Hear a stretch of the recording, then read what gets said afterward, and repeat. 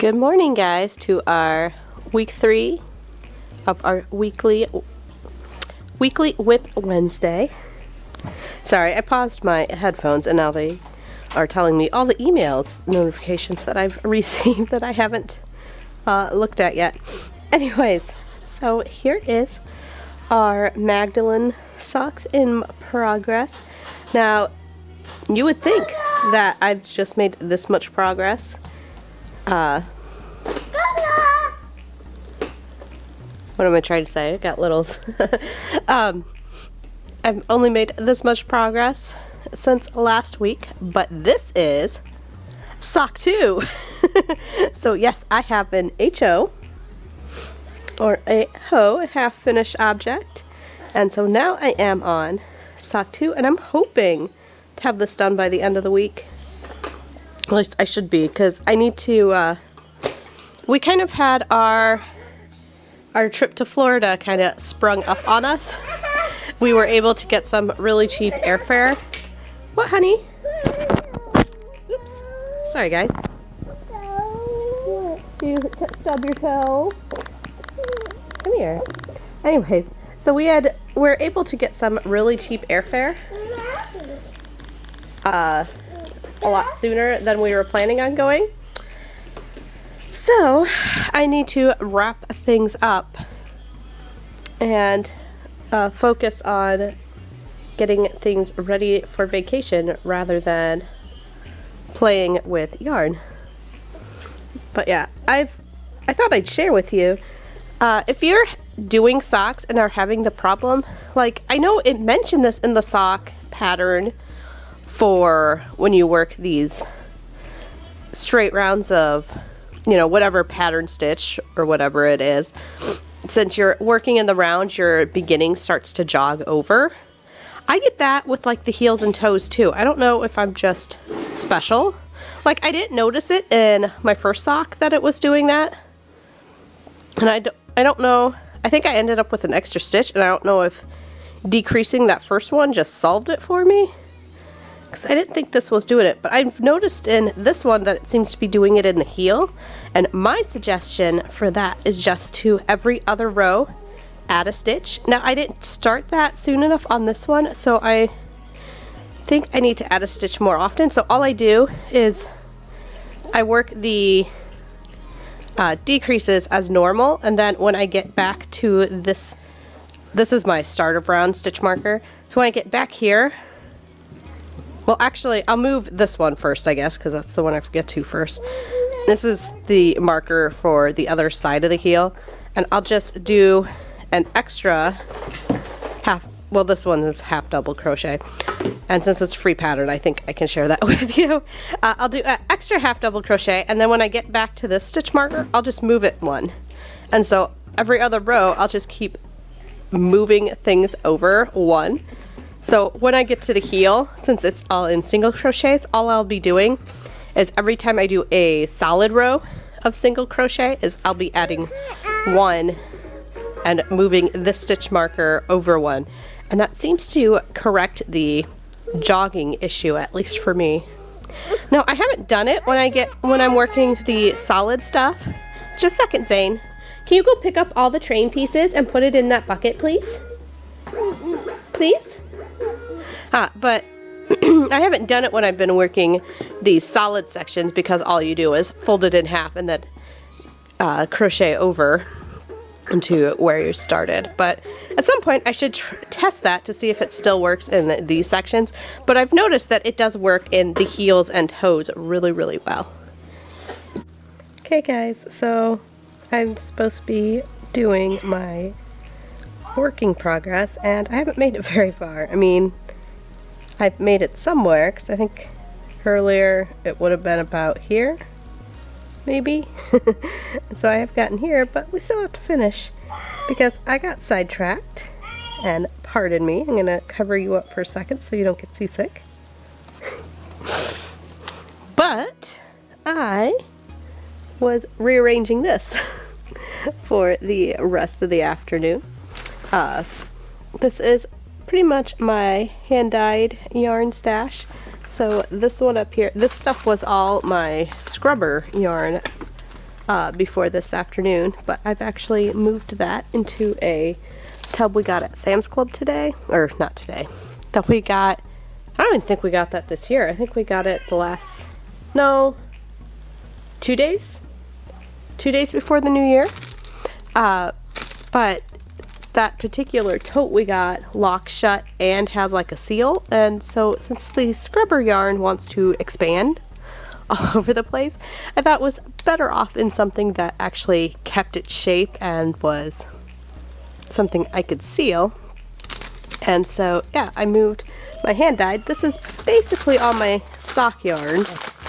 There are some different stuff in here, like I believe this one is my sparkle base from Bad Wolf Girl Studios. There's a couple other bases that are up here, but the top one is basically my sock yarn, and there looks to be a lot of it because I do have a lot of minis that I got last year, and basically all these 3 crates were things that I gained last year.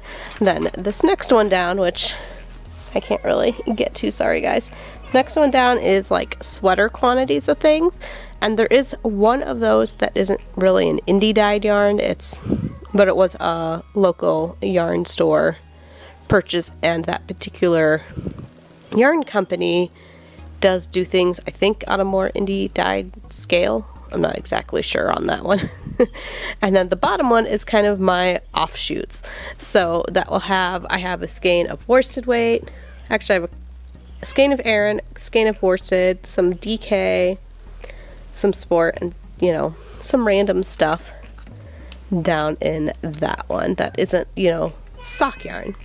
So we've got some of that contained. So Shell, don't show your husband, because that's only one stash, like I told Rel, which yay, I won one of Rel's prizes, which hopefully I'll be getting here pretty soon. My stash is small if you know, look at just one spot of it.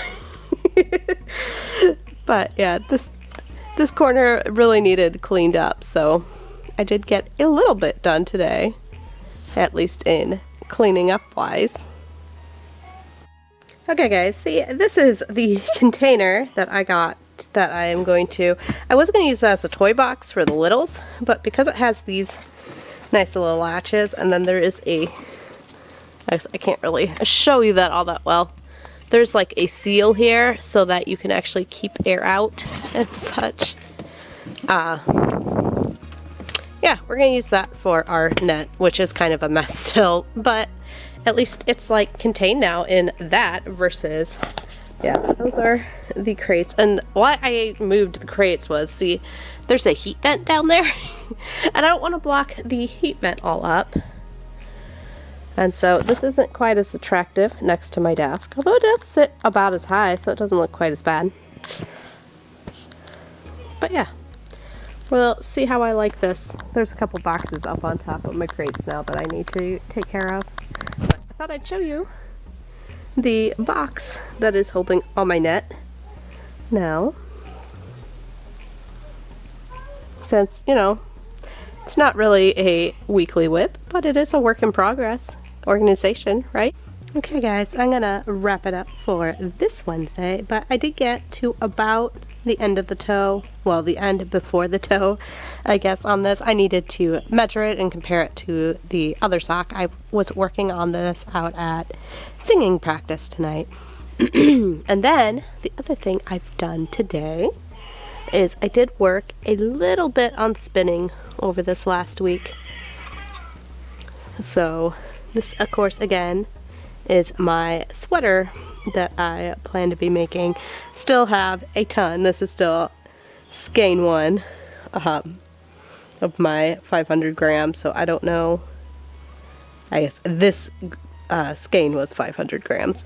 I have 2 of those, so I did unwrap another round of it, but yeah, we still have a lot to go on that. And let's see, for other things that I've worked on that you saw, I have not worked on the miso coaster or cozy or whatever at all this week. And oh, I have a fun story. So I was saying I was at singing working on this, and one of the girls there, this is a good reason to why you should take your crafts out in public, as since I took the scrubbers last week out there, one of the girls there was like, oh, well, how do you sell those and how much are they and everything? And I'm like, well, yes, I do. And, you know, I was very upfront, and you need to be, and you need to charge for your time and your effort and your work. I'm a full, I guess, proponent of that. I don't know how else you say it. There was a time when I worked for practically nothing, just cost of materials, and I realized that I didn't have fun doing my craft when I was doing that. So even though I still don't charge probably enough, I do charge for the time it takes to make things, and sometimes I do get materials in there too. So it just kind of depends. Like my scrubbers do have some material cost in there because the materials themselves take a lot of money, or I guess time, to get the materials prepped and things. And then I have storage that I need to do for all that material that's been sitting around for a couple of years. So I do charge a little bit more, and I know that it's more expensive. So she asked me, and I'm like, well, yes, I can sell them, but you're probably not going to like the price. And so those scrubbers that I was working on last week, those are my $4 scrubbers. And I said, I do have a cheaper one, but it's still $3. And the biggest difference is that the one has another, they use the same amount of actual crocheted netting, but one has, you know, is the 2 layers and has one strip stuffed inside it, which makes it actually take more time to crochet and is more stuffed, or, you know, a more dense item. And then the other one, which is the cheaper one, which is the one my husband more prefers, is it's a more simpler pattern, so I can charge less, and it uses a whole strip less of material, so that, you know, costs less too. But yeah, so I ended up walking out of church with some cash in my pocket, and so now I will need to take some scrubbies next week to church with me, because I told her, I'm like, I don't need money up front, because this is something that I sell all the time and that I can resell. It's not something that I'm worried about. But yeah, if you just kind of want to see people's reactions, you know, take your stuff out in public and see what they do, I guess. But anyways, guys, that's going to be it for this week's. Oh, the knitting project that I was working on, the cowl, I actually had to take that all out again. I was getting pretty far on it and liking how it looked, except for I realized that I don't know if it was written wrong, because I seem to do this a lot, but it said in the pattern, because my materials, for some reason, when people have it in columns, read last on the pattern page instead of first. So I was looking at the pattern, and it had materials 160 grams. I'm like, I have 100 gram skein. Now, granted, the pattern is written for Aran weight, and I have worsted, so it would go further. But I was not confident that 100 grams was going to make up for 160 grams of Aran. So basically, I decided that I was going to rip it out and make it shorter so that I can stretch it longer. Anyways, guys, so much for keeping this short and sweet. We will talk to you next week.